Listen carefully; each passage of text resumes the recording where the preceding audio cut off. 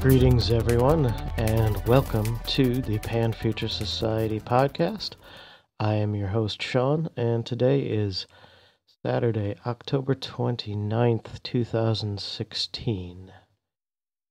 The planet Earth is a speck of dust, remote and alone in the void. There are powers in the universe inscrutable and profound. Fear cannot save us. Rage cannot help us. We must see the stranger in a new light, the light of understanding. And to achieve this, we must begin to understand ourselves and each other. A fine bit of advice there from the television show The Outer Limits, and that actually comes from the very first episode of The Outer Limits, released in September 16th, 1963. The episode was called The Galaxy Being, and it featured a inventor and radio engineer contacting a being in the Andromeda Galaxy. So if you get a chance to see that, it's an interesting artifact of old science fiction. It certainly would appear cheesy to some eyes. 1963 television. What kind of special effects can you really expect, right? But nonetheless, the lesson learned there is a very apt one for the day, and it still applies to us and should apply every day. Now on to your news of the moment.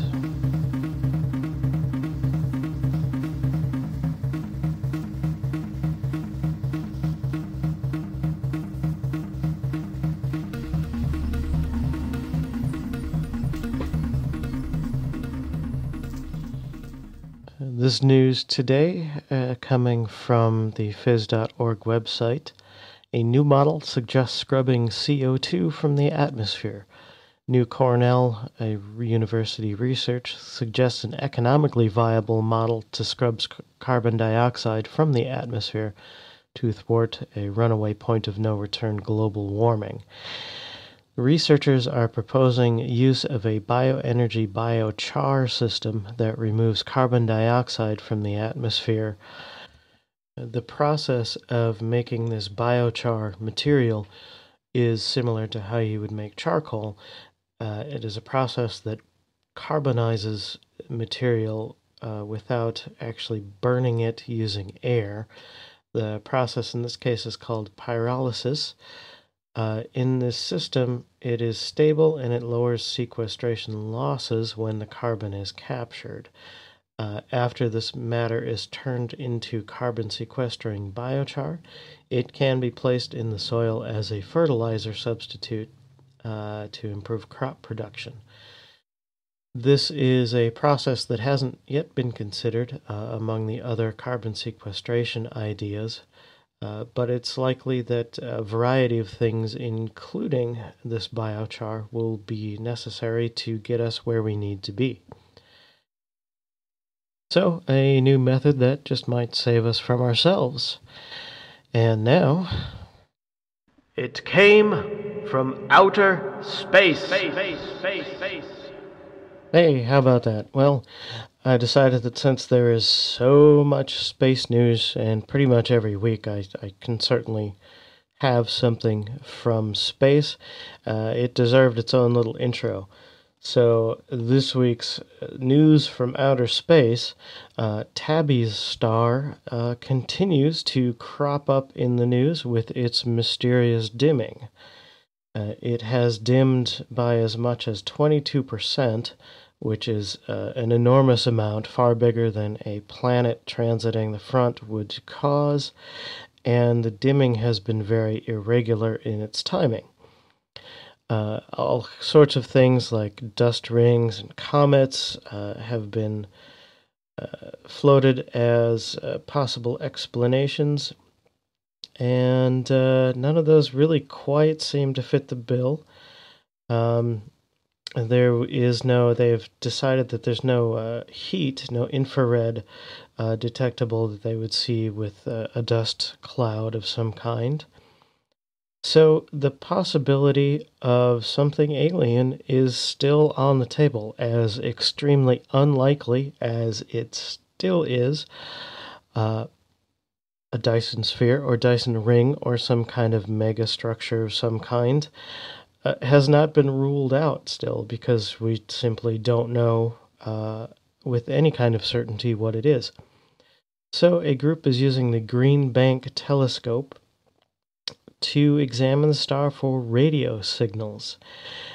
This is funded in part by Russian tycoon Yuri Milner, who funded the Breakthrough Listen project for SETI with $100 million, and researchers at the University of California, Berkeley, just devoted 8 hours of scope time to listening to the star for signs of an extraterrestrial civilization.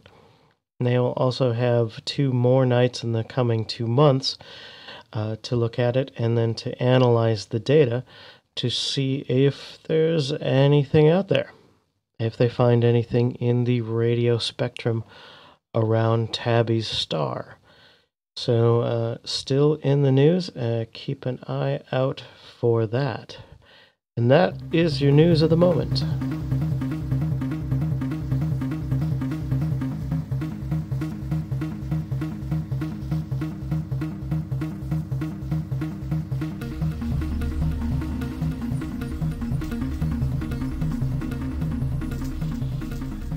Now, in this week's main segment, jobs of the future.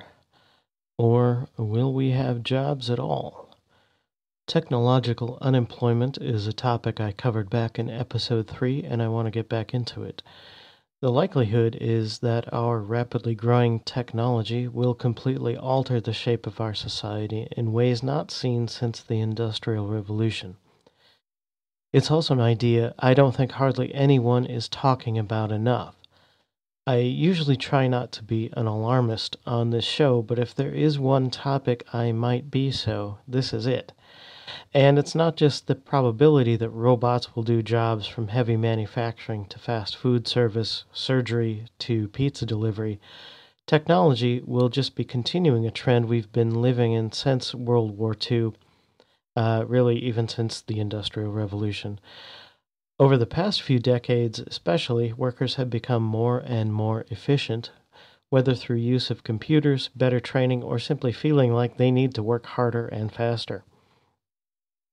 Using index points measured by the Bureau of Labor and Statistics, non-farm worker productivity, output per hour versus unit labor cost, in the United States has increased from about 30 in 1950 to about 110 in 2015. I'm not going to get deep in the weeds about what an index point is, but I think the point of the points is clear. Even before a lot of robotics and AI, we've been steadily making more stuff with less people. In the past, this productivity growth has been slow, and other changes in our technology and society have generally meant that new jobs would be invented to take the place of older lost jobs. But if robots and computers can do as many of the things as it looks like they can, I really think jobs will go away and not come back. Sure, there will be some new jobs in engineering, technology, and maintenance repair of our machines, but still that productivity curve is going to continue to shoot up. We are looking at a future not where less people are needed to do a job, but where people are not needed at all.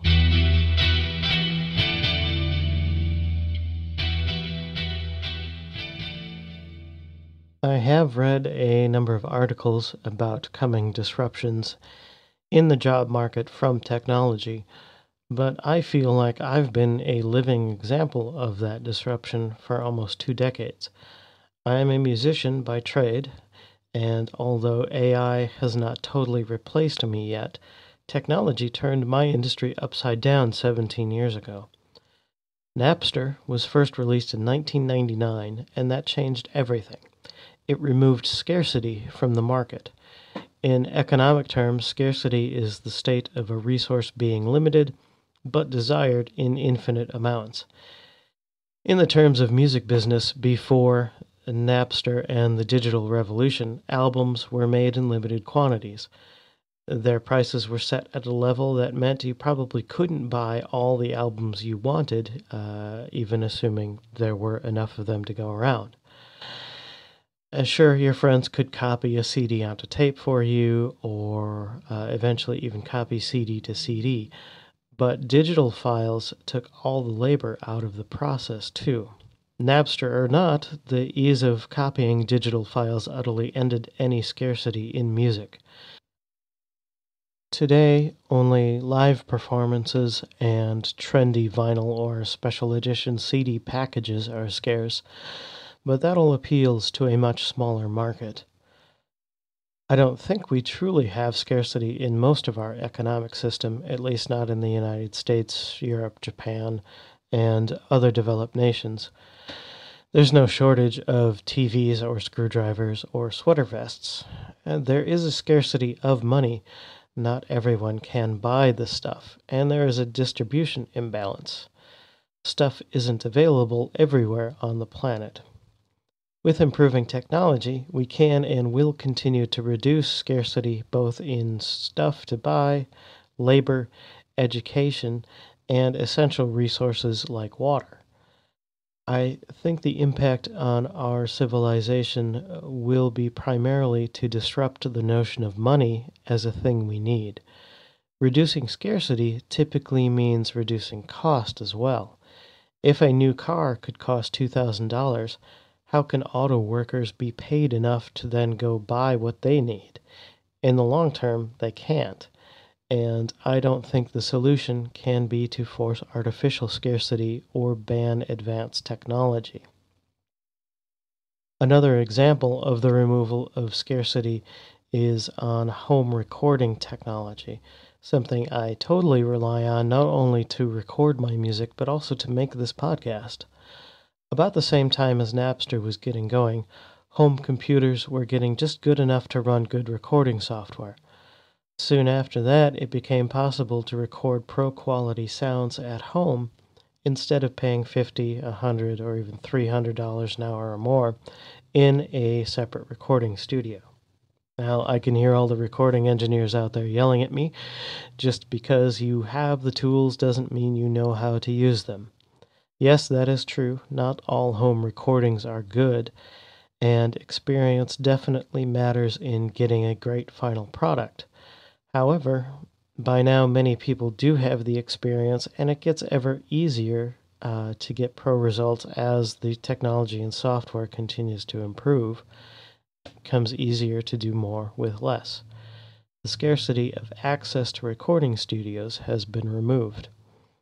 Music was one of the first places this happened, but you can also see it now in film and video gaming. It's quite possible to make a great creative fan film and other things, games, independent released games, on just a few $1,000s rather than the tens of thousands, hundreds of thousands, or even millions of dollars it used to take. Online funding options can help out. People do these things in their spare time because they've picked up as a hobby learning this advanced software, which didn't cost too much but yet can do so much. I've seen home-produced movies and short films, both animated and live action, that look and sound just as good as at least mid-level television, and they keep getting better. They often seem to lack more in the acting and editing than in the film technology. Now, music is like potato chips, cheap, available everywhere, and in any flavor you want. It was never easy for musicians to actually make a living, and now the challenges are just different. But I do think the days of the superstar and the gatekeeper are mostly past because music is no longer a scarce commodity in any way. Now, I'm not saying necessarily that all doctors will become obsolete and robots will do all of our medical things, or robots will do all of our teaching, or anything like that, but they're going to become more and more common, and it's going to take less and less people, even if there are still people working to maintain the machines or just to be there to make people more comfortable shopping in a store which is half-staffed by robots. Just to give you an example of the kind of impact you can imagine this having, a new grocery store opened down the road from my house, and I seem to recall the news saying that they were going to hire 80 people. There are about 4 grocery stores within a quick drive from my house, and let's say they all hire 80. Oh, let's just round it up to 100. So between these 4 stores, there's 400 people employed. If even half of those people were replaced by robots, and this is after years of adding self-checkout and things to need less people to begin with, what would those people do? 200 people and now need a job doing something else. We can't just open more grocery stores. We're going to have, grocery stores on every corner. And that's certainly not a situation that would work economically in any way. So I guess my point here is that any job, I think, is possibly at risk of being done by machines, by AI, by software, by robots. There will probably always be doctors, always be lawyers, always be truck drivers, always be musicians. But even through just the use of supplemental technology, all these people are going to do more with less, and that scarcity will be reduced and productivity will continue to go up, and we will have less and less need for people to do these jobs at all. It's often talked about here in the States, manufacturing jobs. It's kind of a bellwether, dog whistle, whatever you want to call, for politicians to talk about manufacturing jobs. Some of the manufacturing jobs are kind of terrible. I don't know anyone who actually wants to work in a steel mill, or in a sintering plant, or in a slaughterhouse, or a dog food factory. The town I grew up in was not far from a neighboring town which had a dog food factory, which doesn't really smell very good if the wind is blowing your way. Things like that, there's dirty jobs out there, and maybe someone doesn't have to do it because robots can, and we'd be better off that way. Technology that exists now is mostly hindered by the cost, either of making the technology or of the cost of getting it out to everyone. Solar and wind can bring electricity to places that have never had reliable access to a grid. Cellular and satellite technology can bring communication and education everywhere. 3D printing can bring advanced manufacturing closer to the places it's needed. Desalination and water reclamation can ease water needs all over the planet if we can just find the will to spend the money. All of these technologies reduce some kind of scarcity.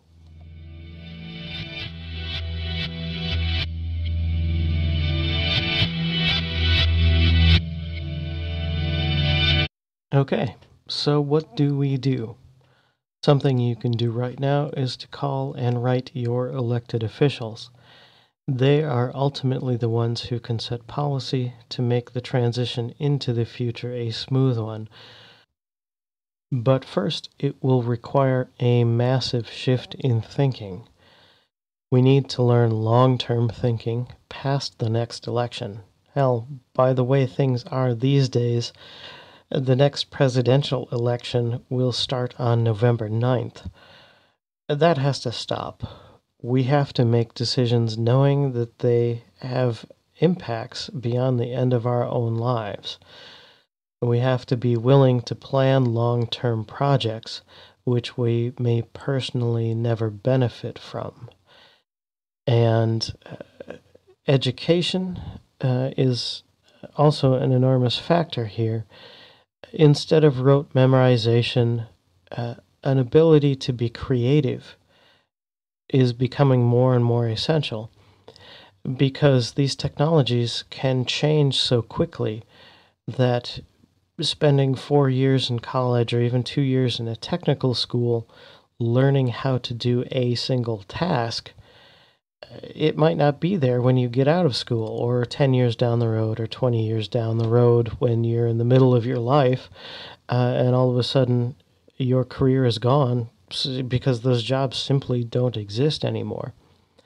So learning how to learn, learning to be creative, learning to be flexible and adjust, I think is a valuable aspect of education that is not often pursued enough. More of the long-term thinking there.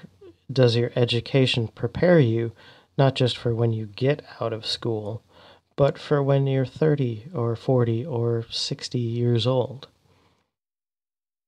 There are several variations of this quote I'm going to close this segment with. This one is the one I know best.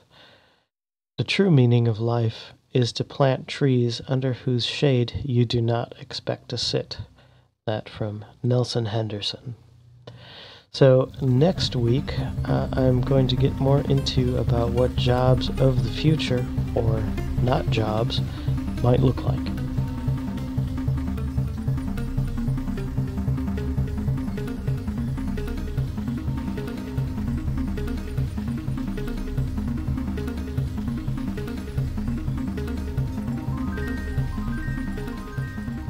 All right, and that is your show for the week. Thank you once again and always for joining me here on the podcast. Visit the show online at panfuture.org. Email me, Sean, SEAN, at panfuture.org. Find us on Facebook and Twitter. Also, the show is now mirrored on YouTube. There aren't actually any videos, just a picture of the show's logo there. But if YouTube happens to be your delivery system of choice for stuffing audio things into your ears, you can do that now.